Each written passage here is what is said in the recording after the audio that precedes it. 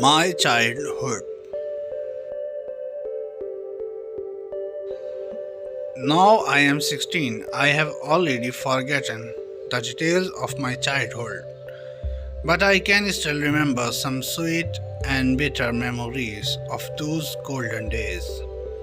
My parents looked after me very carefully and loved me very much, but my grandmother was my best friend. She used to tell me stories of various tastes. The first day of my school was very funny. I went to school with my dear grandmother and did not allow her to leave me alone in the classroom.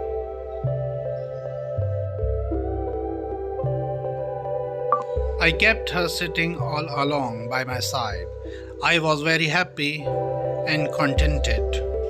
But one day my father brought me back home, only to let me know that my grandmother was no more. I was then only 7 and realized for the first time what's death.